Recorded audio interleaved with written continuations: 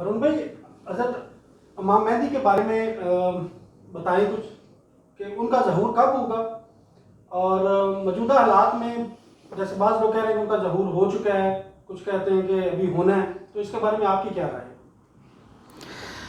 औज़ु बिल्लाहि मिनश शैतानिर रजीम, बिस्मिल्लाहिर रहमानिर रहीम। आप देख रहे हैं वजदान मन की बात हारून रशीद के साथ। हमारा जो आज का मौजू है वो है हज़रत इमाम मेहदी अलैहिस्सलाम के बारे में। तो नबी साहब ये पूछ रहे हैं कब ज़हूर करेंगे या कर चुके हैं। लोग सोशल मीडिया पे कहते हैं कि वो कर चुके हैं, यही ना हमारा सवाल। तो हमारी आज के इस वीडियो में हमारे साथ शराज साहब भी मौजूद हैं। ये आज ही आए हैं तुर्की से, तो इनसे भी हमने डिस्कस किया इस हवाले से। नबी साहब, आप ये बताएं, बूसर साहब, जो इमाम मेहदी हैं, क्या आप ये जानते हैं कि वो आके करेंगे क्या? असल चीज़ तो यही समझने वाली है कि चलें, ठीक हो गया, रोल क्या होगा उनका। तो आ गया। तो आप इस पे हम ना मुख्तसर बात करते हैं, इसको हम लंबा नहीं करते। ये राजों में से एक राज है, बिल्कुल सही। ठीक हो गया। तो मुख्तसर सादा ये है कि हज़रत इमाम मेहदी मौजूद हैं, वो मौजूद हैं और अपनी टीम के साथ मौजूद हैं, अपने साथियों के साथ मौजूद हैं।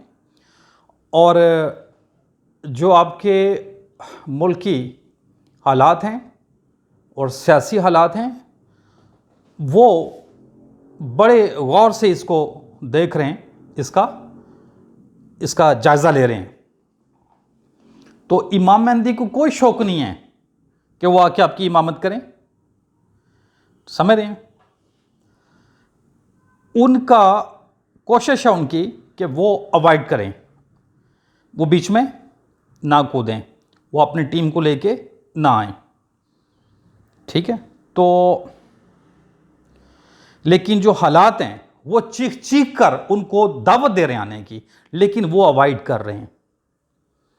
वो आपको एक मौका दे रहे हैं, आपको छूट दे रहे हैं, आपकी रस्सियों को ढीला किया हुआ है कि आप खुद से एहतसाब कर लें, आप ही फ्रंट पे रहें, उनको बैकअप पे रहने दें और अपने मुल्क की जो सियासत है उसकी डायरेक्शन को दुरुस्त करो और अपने आप को एक बड़े मिशन के लिए तैयार करो। आपस की जो लड़ाइयाँ हैं, आपकी सियासी लड़ाइयाँ, आपकी मजहबी, आपकी फ़िकी लड़ाइयाँ जो फ़िरकों में आप बढ़ के करते हैं, इनको ख़त्म करो।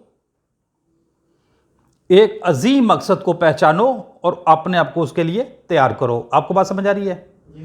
शराज साहब एग्री करते हैं? जी बिल्कुल। तो अगर तो ये हमारे जो मौजूदा सियासतदान हैं, ब्यूरोक्रेट्स हैं, हमारे मुल्क की जिसको आप इस्टेब्लिशमेंट कहते हैं, मतलब फौजियों का एक एक्सट्रीम का जो लोग हैं, जो बड़े और हाई प्रोफाइल लोग हैं, इनके ऊपर उनका पूरा फोकस है। देखें, आप तो नहीं कुछ कर सकते ना, शराज साहब तो कुछ नहीं कर सकते, आप तो बैक पे रहेंगे।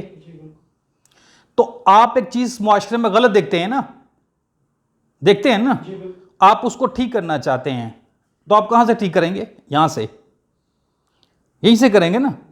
प्रैक्टिकली कौन करेगा? जो लोग फ्रंट पे हैं, जो ओहदों पे हैं, वो नहीं कर पा रहे। उन्होंने अजीज रखा हुआ है अपने मफाद को, अपनी ना को। वो एक बड़ा रुतबा तो हासिल कर लिया, लेकिन छोटे लेवल की चीजें कर रहे हैं जो कि उनको नहीं करनी चाहिए, ठीक है। अपने मफादात से बाला हो जाओ, अपने जो रिश्ते नाते हैं इनके मफादात से बाला हो जाओ। मैं फिर कह रहा हूं, मैं इस बात पे जोर दे रहा हूं, एक अजीम मकसद को पहचानो और उसके लिए अपने आप को तैयार करो। आपके पास वक्त बहुत कम है, तो फिर आपको इमाम मेहदी की जरूरत नहीं है। ये पाकिस्तान ही फिर इमामत वाले जो फ़राइज़ हैं वो अंजाम देगा दुनिया के। अगर कहते हैं वन मैन, जिसको हम हज़रत इमाम मेहदी कहते हैं, जो कि मौजूद हैं, अपने टीम के साथ मौजूद हैं, अगर आप ये नहीं कर सके, जो कि बहुत कम वक्त आपके पास, बहुत आपके पास कम वक्त है, फिर वो सामने आ जाएंगे। और वो आके क्या करेंगे। इमाम मेहंदी ने इस वक्त जो आके करना है ना, वो सिर्फ गर्दनें काटनी है। वो कोई आपसे इख्तिसाब उस तरह से नहीं करेगा कि भाई ये कौमी इदारे हैं, इनके पास केस बनेगा, जाएगा, सिफारिशात होंगी, आ रहे हैं, जा रहे हैं, हो रहे हैं, डेट डल गई है। नहीं नहीं नहीं नहीं नहीं, नहीं। इमाम मेहंदी ने आके ये नहीं करना। इमाम मेहंदी ने सिर्फ आके, उसकी इमामत ही है कि आपकी गर्दनें काटनी, खुद ब खुद ही आपकी डायरेक्शन सीधी होती जाएगी, खुद ब खुद ही आप उस पोजीशन पे आते जाएंगे। समझ रहे हैं। मुल्क की डायरेक्शन को ठीक करने के लिए, एक अजीम मकसद को हासिल करने के लिए आपको आगे नहीं बढ़ना होगा। आपको क्या करना होगा जी शरा सर? आपको पीछे जाना होगा, आपको माजी में जाना होगा। मुस्तकबिल की कामयाबी हासिल करने के लिए आपको सबसे पहले क्या चीज करनी पड़ेगी? सरेंडर। ठीक हो गया। और फिर अब क्या करेंगे? माजी में जाएंगे। माजी में जाने का मकसद ही होता है इख्तिसाब। ठीक हो गया। ये मेरी बात आपको जल्दी न तो हजम होगी ना समझ आएगी, लेकिन जानते हैं लोग मैं क्या कह रहा हूं, आपको बाद में बता दूंगा, लेकिन लोग, आप तो मैं बता भी चुका हूं ना आपको, तो करने वाले जानते हैं कि मैं क्या कह रहा हूं और क्या करना चाहिए। माजी में आपको जाना होगा तो आपका फ्यूचर बनता जाएगा। ठीक हो गया। अगर हम जो मौजूदा हुक्मरान हैं, जब मैं हुक्मरान कह रहा हूं तो इसमें अवामी नुमाइंदे भी, आपकी जितनी भी ब्यूरोक्रेसी है, ब्यूरोक्रेसी में तो सारे आ जाते हैं ना, मतलब जो मुलाजम हैं, जो तनख्वाह लेते हैं, ऐसा ही है ना, उसमें कोई भी हो, तो जो बड़े लेवल के लोग हैं उनको फ़ौरन बगैर वक्त ज़ाया किए, ये जो मौजूदा आपका निज़ाम है, कानून है, आपके जितने भी इदारे हैं इंसाफ वाले, इससे बाला आपको होना पड़ेगा। ठीक हो गया। एक अजीम मकसद को हासिल करने के लिए आप ये वाला जो निज़ाम इंसाफ है आपका, ये आप इससे कामयाब नहीं होंगे। ठीक हो गया। अल्लामा इकबाल का एक शेर भी है ना, वो क्या शेर है अल्लामा इकबाल का, हज़रत अल्लामा इकबाल साहब का, कि जिस खेत से मुयस्सर ना हो दहकान को रोज़ी, यही है ना शेर? इसी तो, मैं गलत तो नहीं कह रहा ना? तो उस खेत के हर खोशे गंदम को जला देना चाहिए। तो क्या मतलब है इसका? क्या मतलब है इसका? फायदा नहीं है तो उसका। तो ये जितने भी आपके मुल्की इदारे हैं जो इस मुल्क को बनाने संवारने के लिए, इसको कौम को इज्जत देने के लिए, इसकी बेहतरी के लिए, इसको ऊपर लेके आने के लिए, इसको आगे लेके जाने के लिए थे ना, वो ऐसा नहीं कर पा रहे। तो फिर क्या है अल्लामा इकबाल साहब का पैगाम?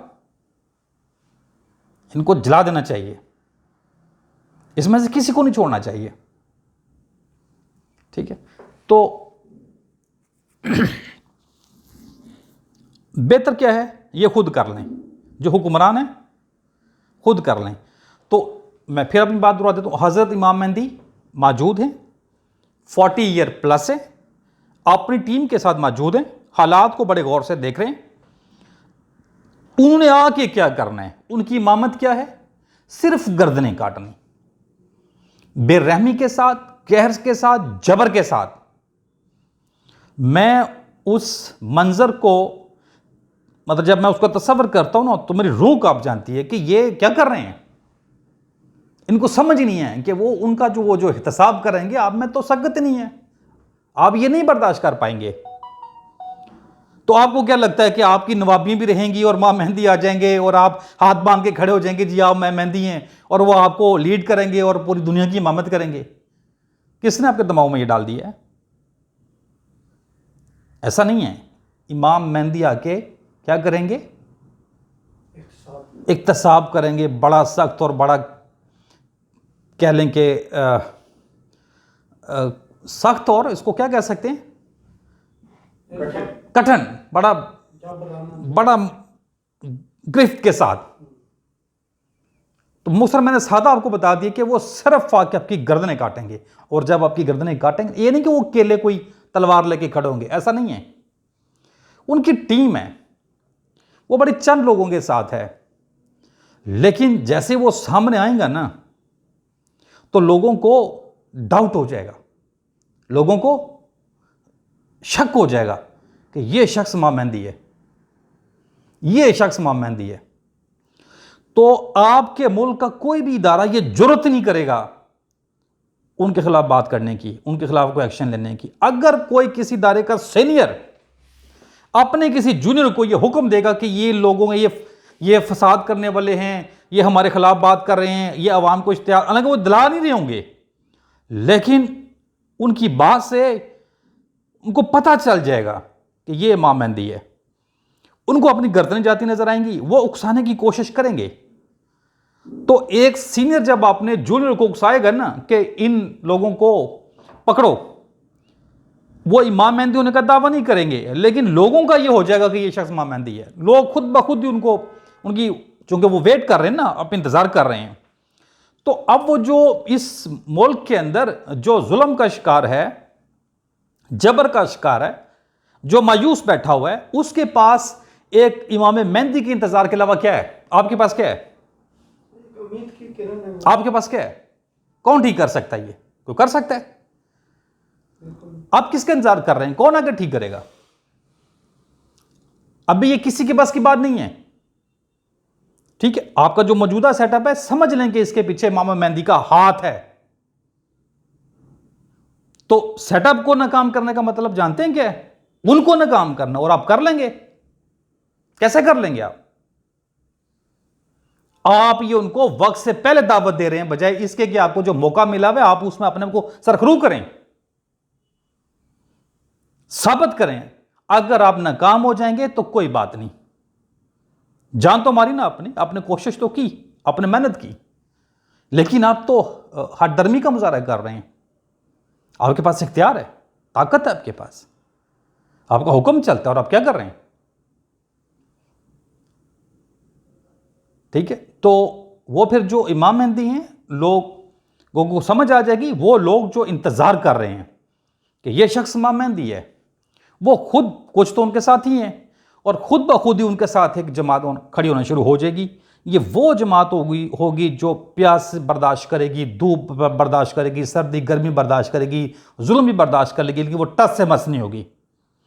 फिर ये इस इमाम मेहदी की समझ लें कि एक छोटा सा एक टोला है जो कि बड़ी ताकतवर कुव्वत में, जो किसी से नहीं डरता है, सिर्फ ये होंगे और इस मुल्क की अवाम होगी, लीडर इमाम मेहदी होगा।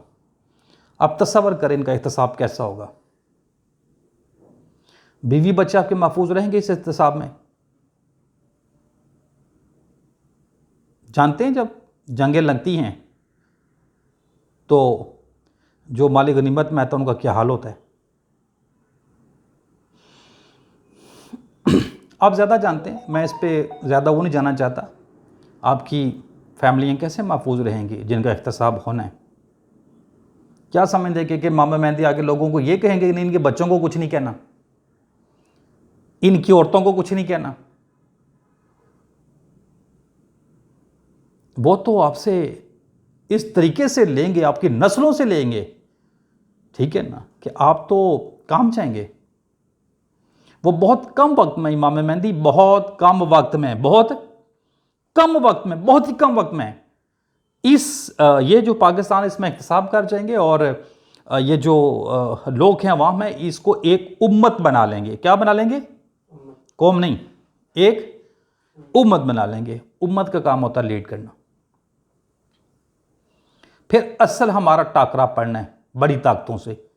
तो इस मुल्क के अंदर इख्तिसाब करके इसको एक उम्मत बनाना, ये छोटे लेवल का काम है। मैं गुजारिश करूँगा हकाम बाला से कि वो इस काम के लिए हज़रत इमाम मेहदी का ना इंतज़ार करें, ना उनका मौका दें। अगर उन्होंने आके ठीक करना तो फिर आपने हुकूमत किस बात के लिए हुई है?